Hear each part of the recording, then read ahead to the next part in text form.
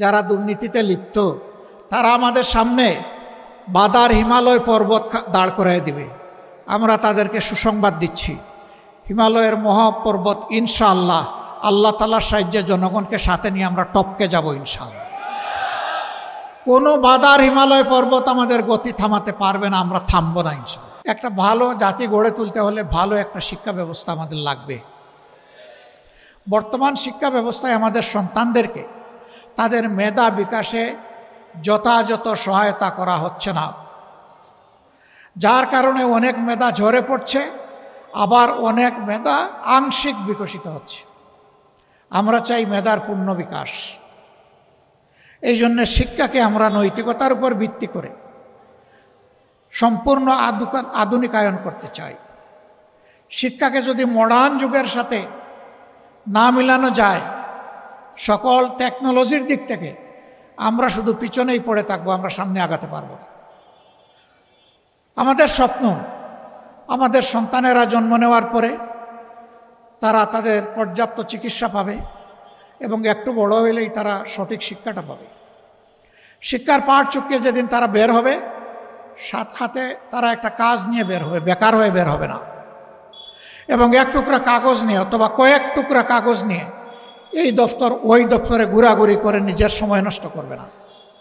কাজ তার হাতে চলে আসবে তার যোগ্যতা অনুযায়ী। যার যেমন যোগ্যতা সেই যোগ্যতার কাজ তার হাতে চলে আসবে, অফার চলে আসবে। অফার হয়তো অনেকগুলো আসবে, এর মধ্যে থেকে যেটা উত্তম সেটাই সে চয়েস করবে। এই জায়গায় আমরা দায়িত্ব নিয়ে বলতে চাই, শহর এবং গ্রামের গরিব সম্প্রদায়ের যারা আছেন তাদের সন্তানেরা অনেক সময় শিক্ষার আলো থেকে বঞ্চিত থাকে। অনাদরে অবহেলায় এই মেধাগুলা শেষ হয়ে যায়। এক পর্যায়ে হতাশা দেখা দেয়, হতাশা থেকে ক্ষোভ জন্ম নেয়, ক্ষোভ থেকে অনেকে সন্ত্রাসের দিকে চলে যায়। এর জন্য ওরা দায়ী নয়, দায়ী এই সমাজ। যেই সমাজ তাদের অধিকার প্রতিষ্ঠিত করে নাই, এই সমাজকে এই দায়ভার গ্রহণ করতে হবে। যার কারণে অনেক সময় সমাজ অস্থির হয়ে যায়। আমরা চাই না আমাদের একটা সন্তানও বিপদগামী হোক। আমরা চাই আমাদের প্রত্যেকটা সন্তান সুনাগরিক হিসাবে গড়ে উঠুক। উন্নত বিশ্বেও আছে, সবার জন্যে সরকার শিক্ষার ব্যয়ভার বহন করে না, কিন্তু যারা স্বল্প আয়ের মানুষ তাদের পুরা ব্যয়ভার সরকার গ্রহণ করে। যাদের অভিভাবকের আর্থিক সঙ্গতি আছে তারা উন্নত শিক্ষার জন্য যে কোনো অ্যাভিনিউতে যেতে পারে, কিন্তু বেসিক শিক্ষাটা যাতে সবাই পায় সেটা নিশ্চিত করতে হবে। একটা মানুষও যাতে শিক্ষার আলো থেকে বঞ্চিত না থাকে, এই ব্যবস্থা অবশ্যই নিশ্চিত করতে হবে। এরকম শিক্ষা যদি সমাজে নিশ্চিত করা হয়, তখন আর ওই 100 তলা আর 1 তলার ব্যবধান থাকবে না, এই ব্যবধান কমে আসবে। আমাদের মূল সাবজেক্ট পিছিয়ে পড়া জনগণ, বঞ্চিত মানুষগুলো, নারী হোক পুরুষ হোক, তাদের নিয়েই আমাদের মূল কর্মসূচি। তাদের জীবনমান কেমনে সামনে এগিয়ে আনা যায়। যাদের তেল আছে তাদের মাথায় আমরা তেল মাখবো না ইনশাআল্লাহ, তবে তাদের তেল কেড়েও নেওয়া হবে না। তারা তাদের তেল নিয়ে শান্তিতে থাকুক। কিন্তু যে মানুষটা সামান্য খাদ্যের অভাবে, পুষ্টির অভাবে, চিকিৎসার অভাবে, শিক্ষার অভাবে দুঃখে দুঃখে একটা কঠিন জীবনের সঙ্গী হয়ে গেছে, তাকে ওখান থেকে বের করে আনা আমাদের কাজ। আল্লাহ যেন সেই শক্তিটা আমাদেরকে দান করে। সম্মানিত ভাই ও বোনেরা, আল্লাহ যাদেরকে সম্পদশালী করেছেন তারা ভাগ্যবান। আমরা তাদের সম্পদ কেড়ে নেব না, তাদেরও সম্পদের আমরা পাহারাদারি করব ইনশাআল্লাহ।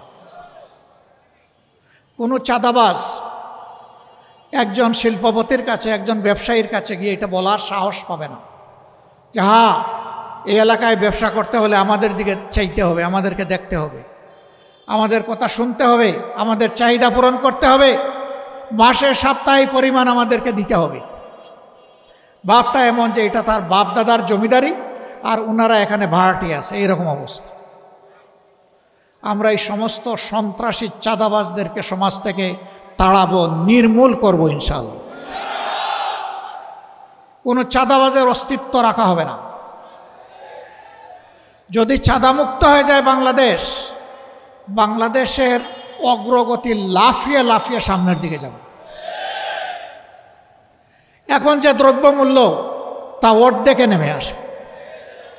ছাদার জ্বালায় ব্যবসায়ীরা অতিষ্ঠ, উৎপাদন থেকে শুরু করে বাজারজাত পর্যন্ত, হোলসেলার থেকে শুরু করে রিটেইলার, এমনকি ফুটপাতের আমার একজন সাধারণ ব্যবসায়ী ভাই, একজন হকার, সেও চাঁদাবাজদের কবল থেকে মুক্ত নয়। আমরা তাদেরকে কথা দিচ্ছি, ভাই তোমাদের ফুটপাতে ব্যবসা করতে হবে না, ব্যবসা তোমরা সম্মানের সাথে করবা এবং সেই জায়গা তোমাদেরকে করে দেওয়া হবে ইনশাআল্লাহ। আর কোনো চাঁদাবাজ গিয়ে তোমাদেরকে ডিস্টার্ব করার সাহস করবে না। আমাদের দ্বিতীয় প্রায়োরিটি কিছু বলেই ফেলেছি, দুর্নীতির বিরুদ্ধে আমাদের লড়াই শুরু হয়েছে। এই লড়াই থামবে না যতক্ষণ পর্যন্ত দুর্নীতি একদম মাটিতে নেমে না আসছে। এখন দুর্নীতি আকাশচুম্বী, সমাজের রন্ধ্রে, রগে, শিরায়, উপশিরায়, ধমনীতে, ক্যাপিলারিতে, সব জায়গায় এখন দুর্নীতি। এই দুর্নীতির বিষ বাষ্প থেকে এই সমাজকে বের করে আনতে হবে। হ্যাঁ, আমরা জানি যারা দুর্নীতিতে লিপ্ত তারা আমাদের সামনে বাদার হিমালয় পর্বত দাঁড় করাই দিবে। আমরা তাদেরকে সুসংবাদ দিচ্ছি, হিমালয়ের মহাপর্বত ইনশাআল্লাহ আল্লাহ তাআলার সাহায্যে জনগণকে সাথে নিয়ে আমরা টপকে যাব ইনশাআল্লাহ। কোনো বাদার হিমালয় পর্বত আমাদের গতি থামাতে পারবে না, আমরা থামব না ইনশাআল্লাহ। সম্মানিত ভাইরা, এরপরে আমাদের অঙ্গীকার, সমাজে ন্যায় বিচার নিবৃতে কাঁদে। বিশেষ করে নিরীহ মানুষ কোনো বিচারই পায় না, বরঞ্চ অবিচারের শিকারে পরিণত হয়। সকলের জন্য সকল পর্যায়ে ন্যায় বিচার সমভাবে নিশ্চিত করা। বিচারের ক্ষেত্রে কারো মুখ দেখে কোনো বিচার হবে না। আমি কথা বলছি, আমিও যদি রাষ্ট্রীয় দায়িত্বে কোনো দিন আল্লাহর ইচ্ছায় থাকি আর এরকম কোনো অপরাধের সাথে আমি জড়িয়ে যাই, এ বিচার ব্যবস্থা আমাকেও ক্ষমা করবে না, আমাকেও ছাড় দেবে না। দেশের প্রধানমন্ত্রী প্রেসিডেন্টের জন্য একটা আর অন্যদের জন্য আরেকটা, এটা হবে না। বিচার সকলের জন্য সমান হবে ইনশাআল্লাহ। সেই ন্যায় বিচার নিশ্চিত করলে সমাজ থেকে বহু ধরনের বৈষম্য অটোমেটিক্যালি দূর হয়ে যাবে এবং বিচারকেরা সম্মানের আসনে থাকবেন। একসময় তাদের ভীষণ সম্মান ছিল। সাধারণ একজন ম্যাজিস্ট্রেটও তিনি সাধারণ বাজারে ঢুকতেন না, সাধারণ মানুষের সাথে মিশতেন না। কেউ কোনোভাবে তাদের কাছ থেকে কোনো আনডিউ প্রিভিলেজ, অবৈধ কোনো সুযোগ নিয়ে নিতে পারে, এই জন্য তারা বাজার টাজার করতেন না। এখন সেই ডিগনিটিটা নেই। এখন অনেকের অবস্থা খুবই কাহিল, আর বিচার করতে করতে শেষ পর্যন্ত পালাতে গিয়ে অনেকে কলা পাতায় ঘুমায়। ঘুমায় না কেন? অ্যাপিলেট ডিভিশনের একজন বিচারপতি সর্বোচ্চ সম্মানের জায়গায় পৌঁছার পরে কেন তাকে অপমানিত হতে হলো? জাহার আল ফাসাদু ফিল বাররি ওয়াল বাহরি বিমা কাসাবাত আইদিন নাস। জলে স্থলে অন্তরিক্ষে যা কিছু বিপর্যয়, সব কিছু মানুষের হাতের কামাই। যে যা কামাই করে আল্লাহ তাআলা তাই তাকে দান করেন। সম্মানিত ভাইরা, আমরা এই জায়গায় চেষ্টা করব আল্লাহ তাআলার দেওয়া বিধানের ভিত্তিতে সমাজে ন্যায় বিচার প্রতিষ্ঠা করা। এ বিচার ধর্ম বর্ণ নির্বিশেষে সকলের জন্য সমান হবে। কারো ধর্ম দেখে বিচার প্রভাবিত হবে না।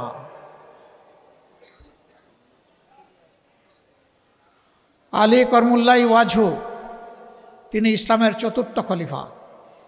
যে কোনোভাবেই হোক তার তলোয়ারটি খোয়া গেল, সন্ধান পাওয়া গেল কোনো একজন বেদুইনের দখলে এই তলোয়ার আছে যিনি মুসলমান নন। খলিফা প্রধান বিচারপতির দফতরে মামলা দায়ের করলেন ওই লোকটার বিরুদ্ধে। মামলার তারিখ পড়ল, বাদীকে বলা হলো উপযুক্ত সাক্ষী নিয়ে যথাসময়ে আপনি হাজির থাকবেন। তিনি তার দুই সন্তানকে সাথে নিয়ে হাজির হলেন, হজরতে হাসান রাদিয়াল্লাহু তাআলা আনহু এবং হজরতে হুসাইন রাদিয়াল্লাহু তাআলা। যখন বিচার শুরু হয়েছে, প্রধান বিচারপতি বললেন যে আপনি সাক্ষী উপস্থাপন করুন আপনার অভিযোগের সপক্ষে। তিনি তার বড় ছেলের হাত ধরে বললেন, বাবা তুমি উঠো, সাক্ষী দাও। তিনি বললেন, হ্যাঁ, এটা আমার বাবার তলোয়ার। বলে, উনি আপনার পিতা? বলে, হ্যাঁ। আপনার সাক্ষী গ্রহণযোগ্য না, আপনি যান। বলা হলো, দ্বিতীয় সাক্ষী আনুন। তিনি বললেন, সেও আমার সন্তান। বললেন যে ওই সাক্ষীও গ্রহণযোগ্য না। যেহেতু উপযুক্ত সাক্ষী প্রমাণ আপনি দিতে পারেন নাই, এর বাইরে কি কোনো সাক্ষী আছে? যে আমার আর কোনো সাক্ষী নাই, এই তলোয়ার যে আমার, এর বাইরে আমার আর কোনো সাক্ষী নাই। তখন বললেন, যেহেতু আপনি সাক্ষী প্রমাণ দিতে পারলেন না, আপনার অভিযোগ খারিজ করা হল। এই বিচারে সন্তুষ্ট হয়ে উভয়ে চলে যাচ্ছেন। একজন চলে যাচ্ছেন, বাপ আমি বেঁচে গেলাম। আরেকজন চলে যাচ্ছেন যে ন্যায় বিচার প্রতিষ্ঠিত হলো। প্রধান বিচারপতি আমার মুখ দেখে বিচার করে নাই। তিনি নিশ্চিত হলেন যে এই রাজ্যে অবিচার হবে না, এই জন্যে তিনি সন্তুষ্ট। ওই বেদুনের মনে হঠাৎ করে ঢেউ জাগলো। সে দৌড়াইয়া এসে আবার বলল, মাননীয় প্রধান বিচারপতি, আপনি কি অভিযোগকারীকে আবার একটু ডাকবেন? কেন? বলে, আমার একটু কথা আছে, আমি একটু সারেন্ডার করতে চাই। ডাকা হলো। আসার পরে বললেন, তুমি কি বলবে বলো। সে বলবো যে আমি প্রভুর নামে সাক্ষী দিয়ে বলছি, এই তলোয়ারটা আমার নয়, এটা খলিফার তলোয়ার। আমি এই তলোয়ার এনে দিচ্ছি, এই তলোয়ারটা ওনার হাতে দেন। তলোয়ার যত জায়গায় আসলো, প্রধান বিচারপতি এটা খলিফাকে দিলেন। খলিফাকে দেওয়ার পরে তিনি বললেন যে অভিযুক্ত ব্যক্তিটি সত্যের সপক্ষে দাঁড়ানোর কারণে আজকে আমি তাকে এটা উপহার দিলাম। আগে সে চুরি করেছিল, এবার তিনি উপহার দিলেন, কারণ সে সত্য কথা বলেছে, সত্য স্বীকার করে নিয়েছে। তার শুধু তলোয়ার ফেরত না, তার কিন্তু শাস্তি হওয়ার কথা চুরির দায়ে। This is the beauty of Islamic jurisprudence. ইসলামের বিচার ব্যবস্থার এটাই হচ্ছে সৌন্দর্য। কাউকে খাতির করবে না, এখানে খলিফাকেও খাতির করবে। খলিফা বলতে পারতেন, কেন আমি এই রাষ্ট্রের খলিফা, আমাকে বিশ্বাস করেন না? না, এটা বলার তার কোনো অধিকার নেই। তাকে ইসলামের সাক্ষ্য আইন মানতে হয়েছে। আমরা সেই ন্যায় বিচারটা এই দেশে দেখতে চাই। আপনারা কেউ দেখতে চান? এটা তো দুর্বল ইনশাআল্লাহ হলো। আপনারাও দেখতে চান? মাশাআল্লাহ। তার মানে সবাই চায় ন্যায় বিচার। কে না চায়? সবাই চায়। আমাদের তৃতীয় প্রায়োরিটি হচ্ছে, আমাদের সমস্ত অর্থ ব্যবস্থা ধ্বংস হয়ে গেছে। ব্যাংক, বিমা, কর্পোরেশন সেক্টর, ইন্ডাস্ট্রি সব লুট হয়ে গেছে, উজাড় হয়ে গেছে। আমরা জনগণের সম্পদ জনগণের কাছে ফিরায় আনার লড়াই করব ইনশাআল্লাহ। কতটুকু পারবো জানি না, কিন্তু লড়াই আমরা করব। 2 নম্বর, ভবিষ্যতে আর কোনো দুর্বৃত্ত জনগণের সম্পদে যাতে হাত না দিতে পারে তার ব্যবস্থা করা হবে এবং দুর্নীতির জড় কেটে দেওয়া হবে ইনশাআল্লাহ।